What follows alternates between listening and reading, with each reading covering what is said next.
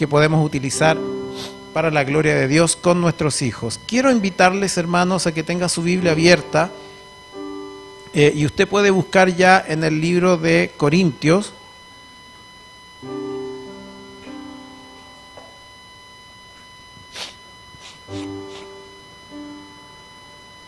Vamos a estar orando en un rato más también por nuestra hermana Claudia, por su salud, Claudia Yáñez, por todos los que están con alguna dificultad de salud. Vamos a estar haciéndolo en un instante también. Quiero invitarle a compartir la palabra de Dios que el Señor nos ha entregado. La semana pasada, si usted recuerda, estábamos hablando respecto de que Dios quiere que nuestra iglesia y su pueblo, el cuerpo de Cristo, que es la iglesia, sea un cuerpo que madure para ser usado de manera poderosa en las cosas del Evangelio, ¿cierto? Dios, cuando vino a través de Jesucristo a la tierra, el mensaje que Él declaraba era: arrepentíos porque el reino de los cielos se ha acercado. Lo que significa que Dios quiere compartir su reino, como se vive en el cielo, quiere compartirlo acá en medio nuestro en la tierra. Y para que eso ocurra, debemos vivir y funcionar en el nivel de Dios y no en el nivel de las personas, no en el nivel de nuestros pensamientos y emociones, no en el nivel de nuestras limitaciones humanas, sino que para que el reino de Dios se establezca en la tierra, debemos vivir como se vive en el reino, a un nivel distinto. Dios quiere que podamos subir al nivel espiritual. La palabra dice que Él nos escondió en Cristo en el cielo, en los niveles celestiales. Es decir, no nos está hablando que a mandar por arriba por las nubes, está hablando de que la vida cristiana, como está concebida en el reino de los cielos, es lo que Dios quiere que vivamos nosotros en la tierra. Y por eso la iglesia necesita crecer, necesita desarrollarse, y por eso la iglesia necesita madurar, porque si no logra aquello, no hace que el reino de los cielos se establezca en la tierra. Y por eso hablábamos la semana pasada respecto de la necesidad de que cada uno de nosotros pueda crecer, pueda alcanzar madurez espiritual y dejar las cosas de niños, como decía el apóstol Pablo, para ya empezar a recibir alimento sólido, ¿verdad? No vivir solo de leche, sino que vivir de alimento mucho más sólido que le da firmeza a la vida espiritual. ¿Sabe qué? Le quiero compartir, mire, en el mundo empresarial hoy día, en el mundo, en la gestión empresarial, seguramente alguno va a entender lo que le estoy diciendo. Hoy día se habla muchísimo, no sé si ha escuchado usted, se habla muchísimo de la gestión de las competencias laborales. ¿Alguno ha oído esa palabra? Competencias laborales, ¿sí? Los que trabajan en la consultoría dicen, no, es una moda que llegó. La verdad es que no, porque cuando se habla de competencias laborales en gestión empresarial, se está queriendo decir lo siguiente: mire, antiguamente nosotros creíamos y pensábamos, estoy pensando en el mundo del trabajo, empresa, ¿ya? Creíamos y pensábamos que una persona que tenía los conocimientos técnicos y sabía, era suficiente para que le fuera bien en su trabajo. Porque uno decía, bueno, si él es informático, se sabe el lenguaje de esto y lo otro, se sabe digitar, estamos al otro lado. Lo va a hacer bien, va a ser exitoso. Si el otro es contable y sabe hacer un balance, sabe hacer un debe y un haber, sabe cuadrar, tiene los conocimientos técnicos, está al otro lado, le va a ir fantástico. Pensábamos que con saber y tener la herramienta técnica era suficiente garantía para que esto funcionara bien. Pero ¿sabe qué? Los empresarios se empezaron a dar cuenta que hay gente que tiene todas las competencias técnicas y sin embargo no hace una buena gestión. No sé si me entiende. O sea, de que sabe programar, sabe. De que sabe llevar la cosa contable, sabe. De que se sabe el síntoma del paciente, se lo sabe. De que, o sea, el tecnicismo del hacer está.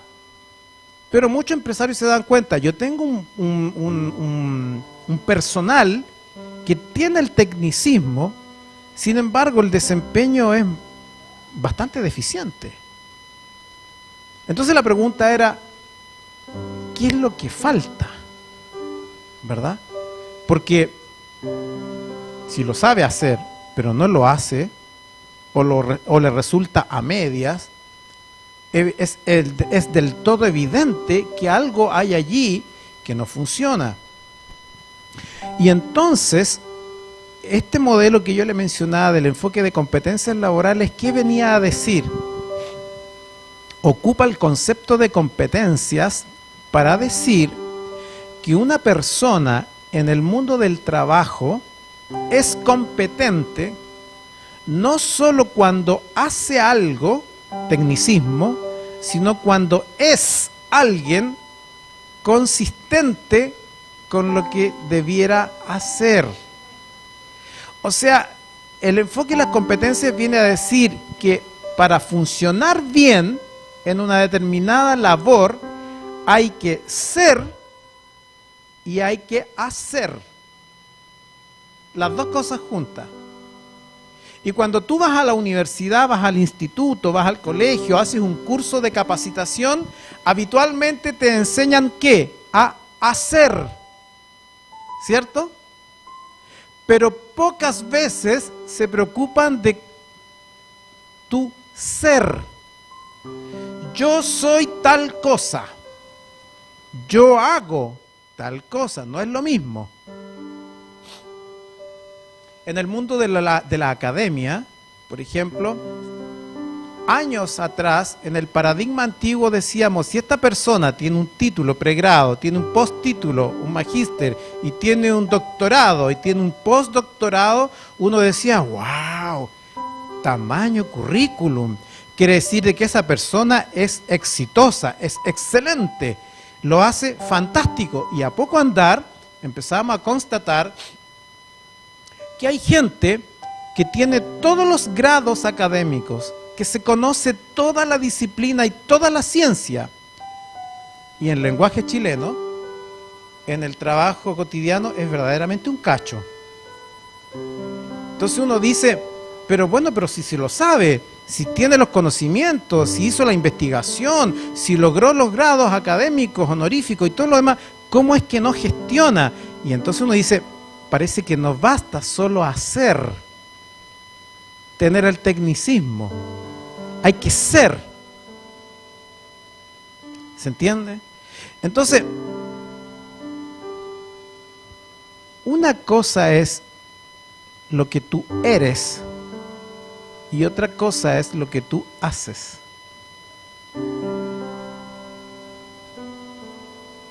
Ahora, en el mundo del trabajo la cosa es peor todavía. ¿Sabe por qué? Porque a veces yo quiero ir a trabajar a una empresa y cuando me entrevistan, yo muestro una cara que no soy. ¿Sí o no? Porque todos queremos parecer los más normales, los más bacanes, los más fantásticos, ¿no? Y cuando nos entrevistan, no, uno es súper paciente y tiene muy buen genio, es súper coordinado, no, súper dispuesto, súper colaborador, no, yo trabajo en equipo maravilloso, yo soy súper creativo. O sea, uno es un Superman. O sea, muestra un ser que de verdad no es. ¿Sí? Y entonces después cuando tiene que desempeñar la tarea, empezamos a constatar que parece que no trabajaba en equipo, porque es más bien individualista. Después cuando estamos haciendo la tarea y hay un problema, nos damos cuenta que no era tan controlado en sus emociones, sino que... ¿Entiende? Después nos damos cuenta que en realidad, frente al primer problema, se frustra y se va.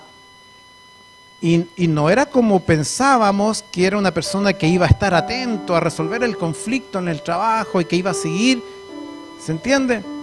Entonces, se nos desinfló el ser y también se nos desinfló el hacer. Usted dirá, el pastor está haciendo una clase de filosofía hoy día con la prédica. Ser o no ser, decía, this is the question. Pero ¿sabe qué? Debo decirle que en la vida cristiana Dios quiere que seamos como Él, seamos y además hagamos como Él. Las dos cosas juntas, ser como Cristo y hacer como Cristo. Yo tengo la impresión que muchas veces tú y yo jugamos a ser cristianos y en algunas ocasiones jugamos a ser cristianos y hacemos cosas y trabajo en la iglesia y hago esto y hago lo otro y hago predicación y evangelismo y servicio y diaconía y compañerismo y hago, pero no somos como Cristo. Y el evangelio es un evangelio completo. Dios desea que esta cosa esté equilibrada en nuestra vida. En el libro de Primera de Corintios, en el capítulo 12 y en el versículo 7, dice que cuando Dios nos entregó los dones espirituales, y probablemente si yo te pregunto a ti, hermano, hermana, ¿cuál es tu don? Tú me lo vas a decir. Mire, yo tengo el don de servicio, yo tengo don de sanidad, don de lengua, yo tengo don de profecía, yo tengo don de enseñanza, don de exhortación. Perfecto, a lo mejor tú me estás diciendo todos esos dones, y esto está bien. Pero la Biblia dice que cuando el Señor nos entregó los dones espirituales, el don es para el hacer, ¿cierto? Y el hacer, el don espiritual que Dios nos entregó es para hacer con un propósito específico y limitado.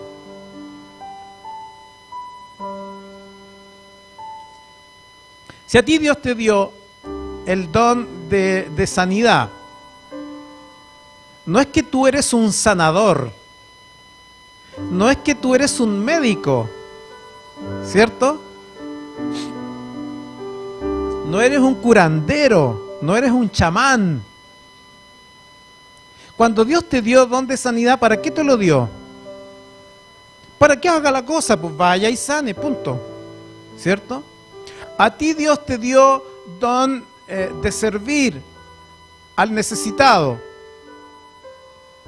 ¿Para qué te entregó ese don? Para que vayas y atiendas al necesitado. Así de simple. El hacer en la vida de la iglesia, en la vida cristiana, tiene un propósito muy específico y está limitado a ese propósito específico. El hermano que va a atender al necesitado va focalizado a ese necesitado y no se mete en otro tema. Porque la herramienta técnica que el Espíritu Santo le dio fue que vaya y haga eso puntual y específico para lo cual Dios lo llamó. Y lo estamos haciendo. 1 Corintios 12:7 dice: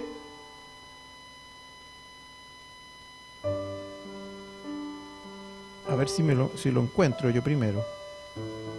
Dice: pero a cada uno le es dada la manifestación del Espíritu, ¿para qué? Para provecho. Dios no le dio un don a usted ni a mí para que nos jactemos y para que nos pavoneemos diciendo: mira, yo tengo don de lengua, mira, yo tengo don de profecía. Hermanos, véanme cómo yo guío en la iglesia todo este trabajo. Iglesia, apláudame porque yo hice este trabajo en la congregación.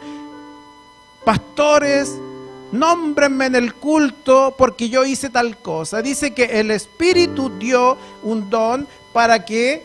Para provecho, es decir, para generar un resultado, para que lo haga y se vea la evidencia, ¿cierto? La estrategia del Espíritu Santo al entregar esta técnica es para que tú hagas, pero para que lo hagas y resulte, ¿cierto? Y también en el libro de Efesios, en el capítulo 4 y en el versículo 12, cuando el apóstol le habla, dice: a fin de perfeccionar a los santos para la obra del ministerio, para la edificación del cuerpo de Cristo. Es decir, cuando Dios a través de su Espíritu nos entregó estas herramientas técnicas, era para edificar al cuerpo de Cristo. era para hacer la actividad que edifica la iglesia. Por eso es que usted, querido hermano y hermana, ha escuchado muchas veces al pastor decir, no sirve de acuerdo al modelo bíblico que alguien me diga, tengo un don, pero yo no pertenezco a ninguna iglesia y yo circulo por la vida haciendo el don. Porque la palabra dice y circunscribe el hacer para la edificación del cuerpo de Cristo. O sea, está diciendo, tú estás situado en un lugar, en un cuerpo local, en una iglesia local, y ahí desempeña la función técnica que el Espíritu Santo te dotó con ese don. Es para la necesaria edificación del cuerpo de Cristo. Están dirigidos, por tanto, el uso de los dones, el hacer, a trabajos específicos y en la relación con otros. En Primera de Pedro, en el capítulo 4,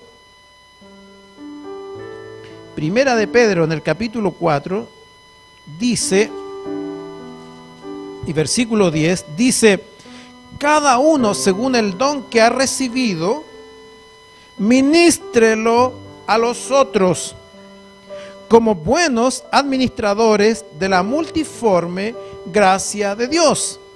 Es decir, cada uno recibió esa herramienta técnica, pero la palabra es tan precisa porque dice que entonces el hacer del cristiano, dice, es a través de los dones, y dice, lo recibió para que ministre a los otros. No es un don para que yo lo trabaje solo y aislado. Dice que el don espiritual, que son las herramientas técnicas que el Espíritu entregó, es para que yo lo ocupe con los otros. Y agrega una frase que es mucho más fuerte aún, porque dice, como buenos administradores de la multiforme gracia de Dios. Es decir, Dios está observando que las herramientas técnicas que Él entregó se han de utilizar y se están administrando adecuadamente. Entonces yo tendría que preguntarte, ¿cómo está tu hacer espiritual? Probablemente alguno me podrá decir, pastor, ¿sabe qué? Yo todavía ni siquiera me entero cuál es mi don. La cosa es más complicada todavía. O sea, quiere decir que está saliendo al mercado del trabajo y no tiene idea para qué sirve. ¿O no? Es como que usted va a una entrevista de trabajo a ofrecerse para trabajar y no tiene idea para qué sirve. No sabe si es bueno para las matemáticas, para la lógica, para el lenguaje, si es bueno para fuerza física, si es bueno para... No tiene idea. ¿Cómo va a ir al mercado del trabajo entonces? Va a dar la hora. Porque efectivamente el entrevistador se va a dar cuenta que usted está súper perdido por la vida porque no sabe para qué sirve. Por supuesto que el entrevistador entonces no va a tener una muy buena opinión suya porque no está usted definido. Y aquí la palabra decía que cuando el Espíritu nos entregó estos dones era precisamente para que usted sepa para qué Dios lo quiere utilizar, cuál es el propósito que Dios quiere que usted haga en el hacer de la vida creyente. A mí en esta iglesia, debo decírselo, Dios me puso, ¿y sabe para qué me puso? No para que yo toque el teclado, no para que toque la guitarra, para eso Dios puso a otros. A mí en esta iglesia, ¿sabe qué? No me puso para ir a hacer un trabajo ministerial con personas en situación de cárcel o en situación de calle, porque no es la herramienta técnica que Dios me dotó a mí, y eso lo tengo súper claro, y significa que ese trabajo lo va a tener que hacer otro que sí tiene esa herramienta, que el Espíritu le entregó, ¿cierto? Mi pega es distinta. Dios me llamó a otra cosa. Y yo tengo que rendir cuenta al Señor en mi hacer espiritual en virtud de esa herramienta técnica que el Señor me entregó. Pero sabe que hay una palabra que a mí me llamó mucho la atención cuando leía esto, y está en el libro de Mateo, en el capítulo 7 y en el versículo 22. Mateo 7, 22.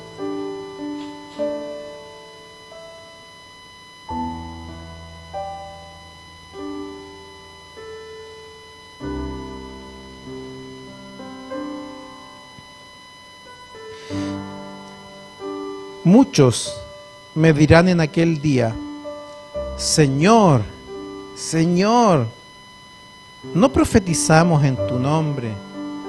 Y en tu nombre echamos fuera demonios. Y en tu nombre hicimos muchos milagros.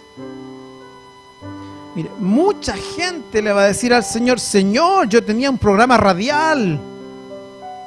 Señor, yo salía los sábados en la noche a darle café a la gente que estaba en situación de calle. Señor, yo iba todas las semanas a la cárcel a predicar. Señor, yo visitaba a las hermanitas que estaban enfermas en la casa y yo iba y les ayudaba a cocinar y las llevaba a hacer sus trámites con el médico.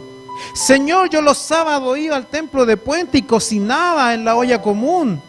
Mucha gente dirá: Señor, Señor, yo en tu nombre hice esto, esto, esto, esto. El hacer, hacer, hacer, hacer. ¿Y dónde quedó el ser? Me temo que muchas veces tu vida espiritual y mi vida espiritual, ¿sabe a qué se redujo?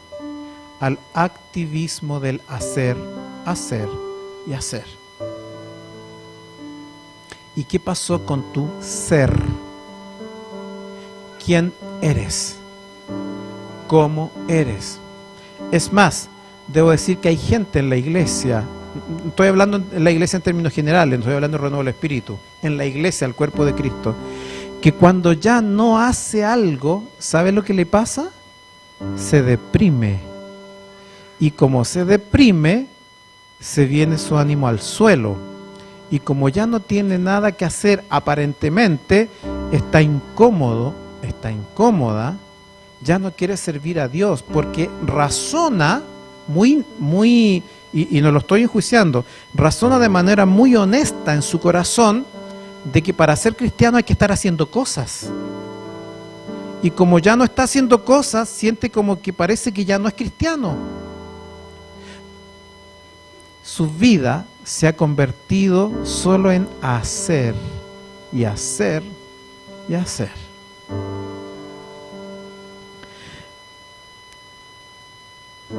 En este versículo, cuando Jesús dice: muchos me van a decir: Señor, en tu nombre hicimos esto, esto, otro, esto, otro, y la respuesta de Jesús es lapidaria. Y el versículo 23 dice: y entonces les declarará: nunca os conocí, apartaos de mí, hacedores de maldad. Entonces yo cuando leo ese versículo quedé plop. Porque entonces, ¿cómo? Muchos hemos hecho y hecho y hecho una y otra cosa, actividad tras actividad. Y el Señor Jesús le dice: nunca te conocí. ¿Pero cómo? Si yo iba todos los días al templo, si yo iba a cada actividad que me citaban, si yo guiaba a los jóvenes, si yo trabajaba con las mujeres, si yo trabajaba con los pobres, si yo acompañé al pastor a esto, yo acompañé a la pastora al otro, yo hacía. ¿Y cómo? El Señor dice: no te conozco. Es más, apártate de mí. ¿Sabe por qué pasa esto? Porque al igual que en el enfoque de competencias con el que empecé a hablar esta prédica, nos sirve mucho que tú hagas, que tengas el conocimiento técnico, que tengas la tecnología y la técnica, si eso no va acompañado de quien tú eres en aquella materia. No basta hacer. Importa más, de acuerdo al lenguaje de Jesús, ser como Él es. Ser como Él es. ¿Entiende por qué estoy hablando de madurez cristiana? ¿Entiende por qué estoy hablando de la necesidad de crecer y desarrollarse? Porque cuando uno funciona en la mecánica del hacer, se olvida de quién es. ¿Cierto? Mire, yo puedo en el mes de enero, en el mes de febrero, vacaciones, puedo una semana entera, concentrarme una semana entera y dejar preparado 30 prédicas al tiro. Y cuando me toca el domingo, agarro la prédica 1 y la tiro. La prédica 2 y la tiro. Estoy haciendo mecánicamente. Pero ¿qué estoy siendo? cuando estoy en el templo. ¿Se fija que no es lo mismo? El apóstol dice que el ser como Cristo es, tiene la gran ventura de que el ser trasciende hacia la eternidad. El ser trasciende hacia la eternidad. ¿Sabe por qué es esto, querido? Muy simple. ¿Cuántos aquí tienen el don del servicio? De los que están aquí en el templo ahora. Ahí hay 1, 2, 3, ya. Les tengo una mala noticia, pero que es una buena noticia. ¿Sabe cuál es la mala noticia? Que ustedes que tienen el don del servicio, cuando nos vayamos a la presencia del Señor, ya no van a servir más. No van a tener que servir a nadie. ¿Cuántos aquí tienen don de sanidad? Les tengo la mala noticia que cuando estemos en la presencia del Señor, no va a haber que sanar a nadie. Ustedes que están en el ministerio de adoración, les tengo la mala noticia que en el cielo no van a tener que tocar teclado ni guitarra, ni ustedes allí con el sonido, ni el streaming, porque allá en el cielo eso no se necesita. ¿Me entiende? Me tengo la mala noticia que yo en el cielo no voy a tener que predicar nunca más. No voy a tener que ser más pastor, porque allá no se necesita. ¿Me va siguiendo? Por eso que dice que el hacer es focalizado, pero el ser cristiano trasciende hacia la eternidad, porque cuando tú y yo lleguemos a la presencia del Señor, allí sí va a importar cuánto amábamos, cuánta paciencia teníamos, cuán maduro éramos, cuán misericordiosos fuimos, cuán claros estábamos, cuán adoradores éramos, cuán pacíficos éramos, cuán mansos éramos. Allí sí importa eso.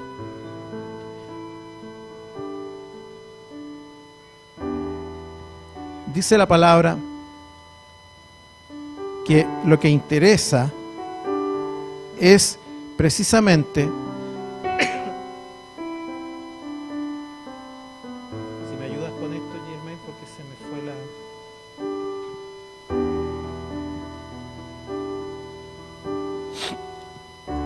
dice la palabra que lo que Dios desea, gracias.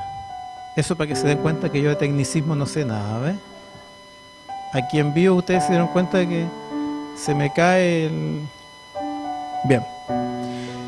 Lo verdaderamente importante, de acuerdo a la palabra, en el libro de Lucas, en el capítulo 10, por favor vaya a Lucas, capítulo 10. Y en el versículo número 19 y 20... Lucas 10, 19 y 20, fíjese que Jesús había mandado a sus discípulos y a 70 personas en duplas, y los mandó a que fueran por todo el país sanando a los enfermos, echando fuera demonios.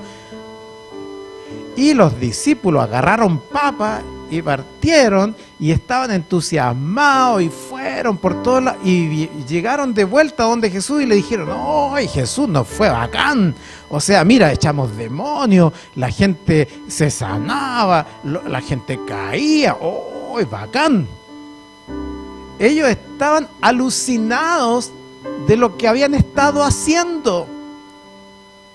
Y cuando Jesús lo escuchó, el reporte que cada uno le da: mira, yo visité a este, yo sané al de allá, yo le di comida al de acá, yo fui con el otro, fíjate, con este le di una profecía, con el de allá armé un ministerio de niños, con el otro yo trabajé con los jóvenes, hoy aquí había un ministerio profético, no, yo hice todas estas cosas y me fue espectacular. Y cuando estaban dando todos esos reportes, Jesús les responde una frase que los dejó descolocados. Dice: he aquí os doy potestad de hollar serpientes y escorpiones, y sobre toda fuerza del enemigo, y nada os dañará. O sea, les dijo: yo les doy capacidad para hacer, poder para hacer espectacular, hacer. Versículo 20. Pero no os regocijéis de que los espíritus se os sujetan, sino regocijaos de que vuestros nombres están inscritos en los cielos. Es decir, chiquillos, no se alegren tanto de lo que hacen, no se pavoneen de lo que hacen, no se enorgullezcan de que trabajan aquí, trabajan allá, tienen un ministerio fantástico, que hoy, que la radio, que la tele, que el streaming, que Ecuador, que no se alegren de todo lo que hacen, más bien alégrense de que sus nombres están inscritos en el libro de la vida. O sea, alégrense de quienes son, no de lo que hacen. Alégrense de lo que son, no de lo que hacen. Pues alégrense de que sus nombres están inscritos en el libro de la vida. Alégrate de que eres hijo de Dios. Alégrate que como hijo de Dios te pareces a Él. Estás teniendo la personalidad de Él. Estás ampliando los rasgos y las características en ti, que son los rasgos y las características de tu Padre. Alégrate de que eres como Jesús, que eres un Cristo pequeño, que eres un cristiano. De eso alégrate, no te alegres de lo que estás haciendo. Está cambiando el foco. La personalidad bien desarrollada, iglesia amada, garantiza un desempeño adecuado de la tarea. Si estás claro de lo que eres, vas a hacer bien el trabajo. Pero si no estás claro de lo que eres, el trabajo no funciona. Fíjate que yo soy magíster, soy doctor, y entonces una universidad puede decir, bacán, este Melvin Anabalón, con el currículum que tiene, pero ¿y si yo soy medio flojo? ¿Qué me dice usted? Si yo soy medio flojo, ¿de qué me sirve ser magíster y doctor? No voy a funcionar bien en el cargo.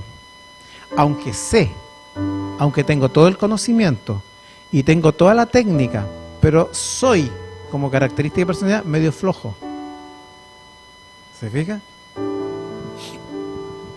Mire, el otro va a decir, yo soy terapeuta, fantástico, me sé todas las teorías que hay, tengo diagnósticos clínicos maravillosos porque he leído, porque he estudiado, porque me formé en esta escuela, en la otra corriente más allá, y tengo un ojo clínico maravilloso, sé distinguir el síntoma y la cosa, qué sé yo, y toda la sintomatología que tiene el paciente, y ya, como terapeuta soy macanudo, me lo sé todo.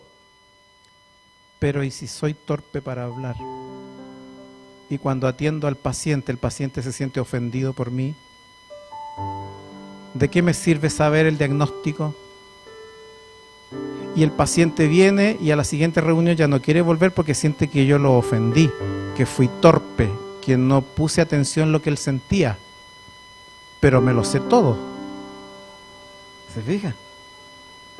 O usted va a hacer un trámite y se encuentra con la persona que está en la recepción, que tiene que darle pistas de por dónde tiene que hacer el trámite, cómo lo tiene que hacer, y la persona que está ahí se conoce todos los formularios, se conoce todas las leyes y todos los articulados de ley, y se conoce el procedimiento y conoce a toda la gente que resuelve todos los temas, pero yo voy a esa sala, a esa recepción, y la persona que me atiende ahí, yo le explico mi problema, le explico la situación, y la persona empieza a buscar el documento, y después busca el otro documento, y después no lo encuentra, y después busca el otro documento, y después se pone a pensar un rato, y después vuelve a buscar el documento, y después dice, ay, déjeme ver, esta cosa era, sí, espera un ratito, y se va para allá, y después vuelve, y después, no, este papel no me sirve, tampoco el otro, ¿dónde estaba? A ver, está por acá el documento.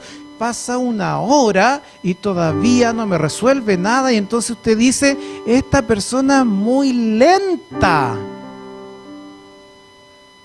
¿De qué sirve que se conozca todos los procedimientos, todos los documentos, si es muy lenteja? No sirve para estar en esa labor, porque no es que no sepa, es lento. Y en ese cargo se requiere alguien así, alguien que sea ágil, ¿o no? Entonces usted me va a dar la razón. Lo hace mal, no porque no sepa, simplemente porque hay una característica de personalidad que no calza con lo que tiene que hacer.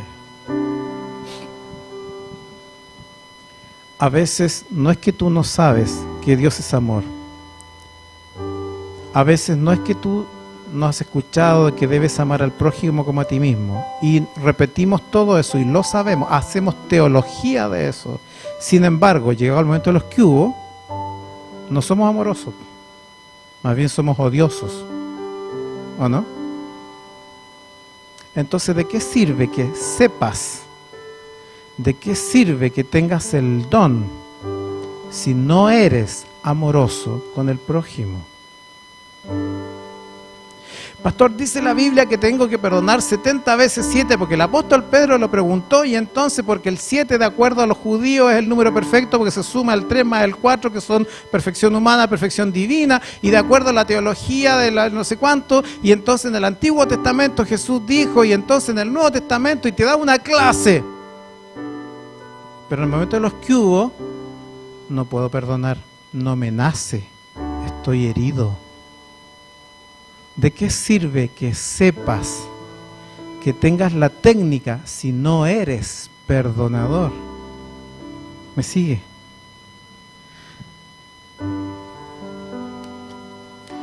Si tú no sabes que eres luz y no estás claro que eres luz, pocaso podrás alumbrar.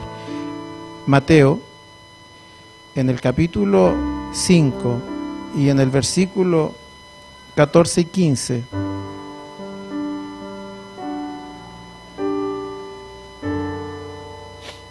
Vosotros sois la luz del mundo. Una ciudad asentada sobre un monte no se puede esconder, ni se enciende una luz y se pone debajo de un almud, sino sobre el candelero y alumbra a todos los que están en casa. Así alumbre vuestra luz delante de los hombres, para que vean vuestras buenas obras y glorifiquen a vuestro Padre que está en los cielos. Jesús comienza diciéndole a la gente que lo escuchaba: ustedes son la luz. Son la luz. Fíjense que aquí puede haber un juego de palabras. La Biblia no dice esa parte, ustedes tienen que hacer como la luz.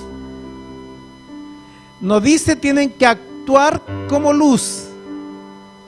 Dice ustedes son la luz del mundo. Y como consecuencia natural de lo que tú eres, sale el resto. ¿Entiendes? Aquí estoy con este foco. Y ese foco es un foco. Y dado que es un foco, adivinen qué hace. Me alumbra. Así de simple, bro. Así de simple. Pero usted dice, es ridículo que te dice, pero miren lo que tengo acá en la mano. Esto, yo no le puedo decir, alumbra al pastor, para que la cara no se le vea así con sombra. ¿Por qué no? ¿Qué es esto? Porque esto es un micrófono, esto no es una luz. La Biblia dice, ustedes son la luz del mundo. Define lo que eres.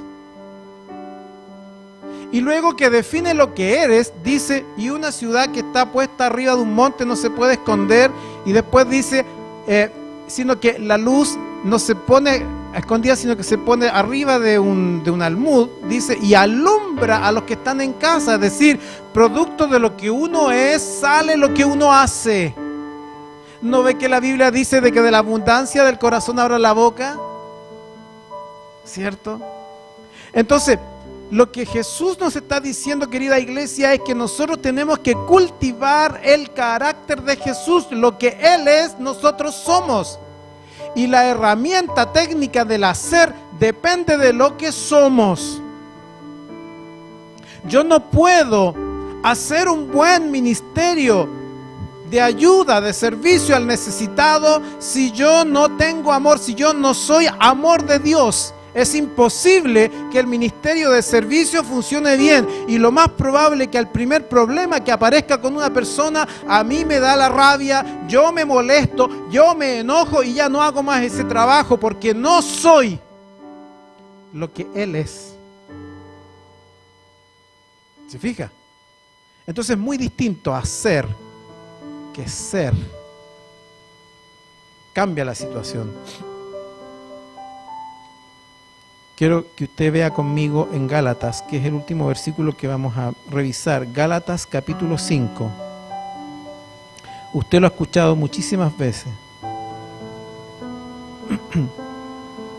Cuando el apóstol Pablo le dice a Gálatas,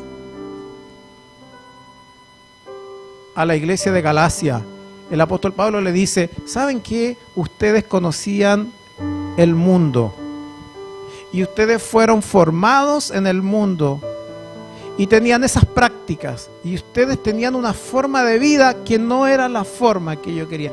Pero cuando conocieron a Jesús, se les aparece la eterna disputa entre el espíritu y la carne. Y el apóstol le dice a los Gálatas en alguna parte, porque las cosas del espíritu, las cosas de la carne, se las voy a leer yo, las cosas de la carne son clarísimas. Dice, las obras de la carne son el adulterio, la fornicación, la inmundicia, la lascivia, la idolatría, las hechicerías, las enemistades, los pleitos, los celos, las iras, las contiendas, las disensiones, las herejías, las envidias, los homicidios, las borracheras, las orgías y cosas semejantes a esta. Y está diciendo, todas esas cosas eran ustedes.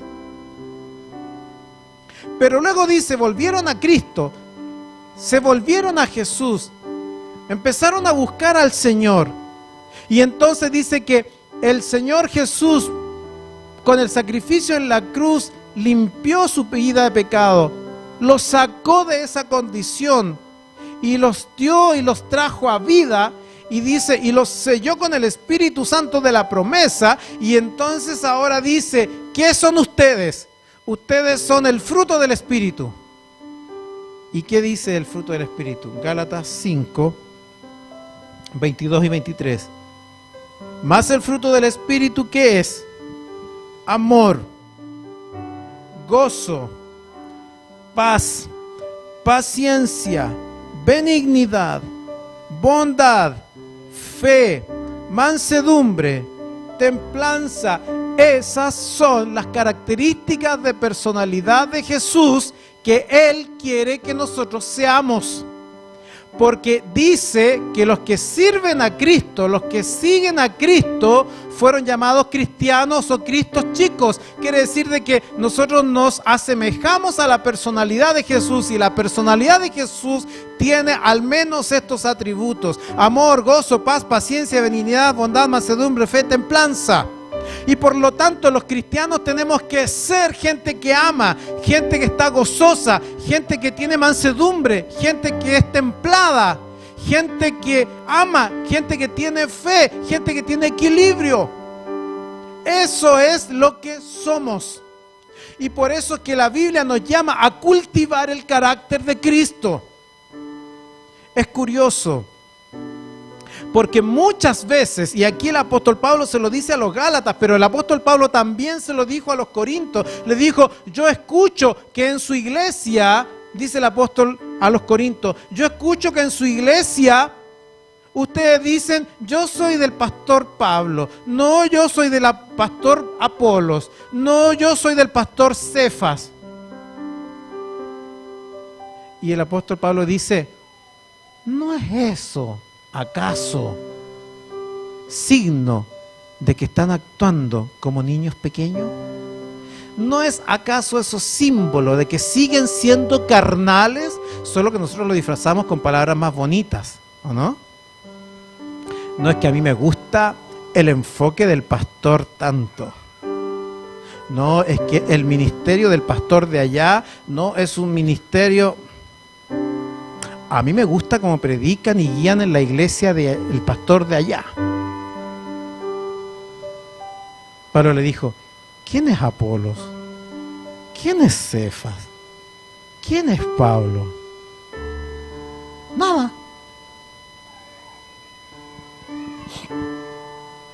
Dice, Apolo plantó, Pablo regó, pero la cosecha, ¿quién la da? Dios. Entonces el apóstol le decía a los corintios, Si ustedes andan en esos enredos, no que el pastor de allá, no que la iglesia de la de acá, no que acá enseñan más teología, no que acá tienen esto, tan peor que los cabros chicos, no han cultivado su ser. Sus características de personalidad espirituales están al debe. Están preocupados del hacer, de estudiar, de ministrar, de sanar, de hacer esto, pero no están preocupados de quiénes son. ¿Tenemos o no tenemos el carácter de Cristo? Y en más, el apóstol Pablo le dijo, y además he escuchado, Corintios, que entre ustedes hay peleas, que no se toleran, que este se acostó con la señora de este otro, y me van a decir que son espirituales, porque los corintios se jactaban que ellos tenían todos los dones del Espíritu. Pero la inmundicia que tenían dentro, ¿sabe cuál era? El que hacían el hacer, pero no el ser. Dios no quiere estrellas. Dios no quiere artistas. Dios no quiere técnicos en la materia. Dios no quiere expertos en teología. Dios no quiere expertos en gestión eclesiástica. Dios no quiere expertos en redes sociales para las iglesias. Dios no quiere... Escuché el otro día una persona que hablaba conmigo. Dios no quiere doctores en Trinidad. El otro día hablaba con una persona y me dijo, yo estudié un doctorado en Trinidad. Del Dios triuno. Un doctorado en Trinidad. O sea, si hay alguien que sabe de la Trinidad de Cristo es Él, porque Él es un doctor. Dios no quiere eso. Dios quiere que tú y yo seamos como Él es. Porque el mundo quiere ver a Cristo en nosotros. ¿Tienes una herramienta? Gloria a Dios por ello. ¿Tienes un don? Gloria a Dios por ello.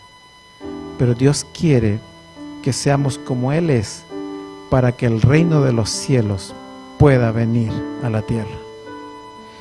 Dios quiere que seamos como Él, que amó, que perdonó, que estuvo con los necesitados, que lloró con el que necesitaba llorar. Dios quiere que seamos como Él, que enmudeció cuando fue llevado al Calvario. Dios quiere que sea como Él, preocupado de la necesidad del que no tenía que comer. Dios quiere que seamos como Él, que no enfrentó, no se arrancó del conflicto, sino que se enfrentó con los sacerdotes, con los principales fariseos, saduceos. El carácter de Cristo es el ser que debe tener el cristiano.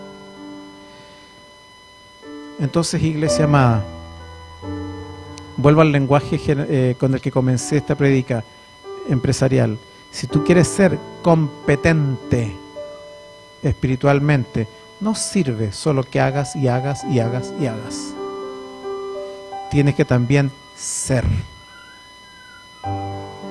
Por eso es que las empresas hoy día están gastando tanta plata en los psicólogos, para que los psicólogos le digan, este caballero, el currículum dice que sabe hacer la cuestión, pero usted observe si el caballero es quien dice que es. Si tiene las habilidades, si tiene las formas de ser, las características que van a facilitar que la tarea sea desempeñada de buena manera. ¿Sí? Yo no sé cuál es la condición tuya, solo conozco la mía. Pero lo que Dios quiere es que seamos como Él es. Yo te quiero invitar en esta tarde, iglesia, a que el fruto del Espíritu sea lo que nos convoque de aquí adelante. ¿Sí? Si el fruto del Espíritu está en nosotros como nuestra forma habitual de ser, el reino del cielo se establecerá en la tierra. Amor, ¿qué más? Gozo, paz, paciencia, benignidad, bondad, fe, mansedumbre, templanza. Si todos los del renuevo del Espíritu son conocidos afuera por estas 4 características de personalidad, yo me iría feliz de esta tierra. Que el mundo nos conozca porque somos gente que ama, que tiene gozo, que tiene paciencia, que es benigna, que tiene fe, que es manso en sus reacciones, que es templado en sus opiniones. Si nos conocen así, somos como es Cristo y en paralelo hacemos uso de los dones del Espíritu. Yo te quiero invitar, iglesia, a los que están acá y a los que están en la conexión por streaming. Vamos a tomar un tiempo. Si tú quieres hacer parte de esto, tomar un tiempo para que empecemos a desarrollar, a pedir que el Espíritu de Dios y a dejar que el Espíritu de Dios empiece a desarrollar en nuestra vida el fruto del Espíritu. Yo confieso que a veces a mí me falta amor. No sé si a ti te falta. Pero necesito amar como Jesús ama. Confieso que a veces no tengo todo el gozo en todas las situaciones de mi vida y soy más bien así, voluble. Pero Jesús vivía en el gozo del Padre. Yo te invito, iglesia, a que empecemos a cultivar la personalidad de Cristo en nuestra vida. Abandonemos el activismo del hacer y del aprender y el aprender y empecemos a cultivar la personalidad de Cristo en nuestra vida. Yo te invito a tomar una terapia espiritual. Así como la gente va a los psiquiatras y a los psicólogos para cambiar algunas formas de ser y funcionar un poquito mejor, yo te invito a venir a Cristo a tomar una terapia espiritual con Él y que el Espíritu nos terapee y empiece a provocar en nosotros estos rasgos que caracterizan la persona de Jesús. Porque cuando eso ocurra, dice la Biblia, el reino de los cielos se instalará en la tierra a través de nosotros. ¿Quieres hacer esto? Vamos a orar. Pónganse en pie, mis queridos acá y los que están en sus casas también. Vamos a orar. Que el Espíritu de Dios empiece a trabajar en nuestro espíritu. Padre, en el nombre de Jesús, Señor, te pedimos perdón si hemos estado todo este tiempo solo haciendo cosas.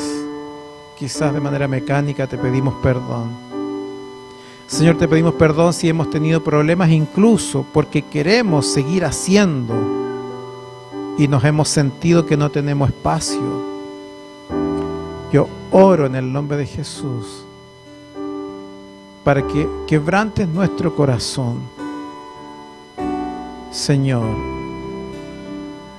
ponnos frente al espejo del Espíritu de Dios y que veamos cómo es nuestro corazón.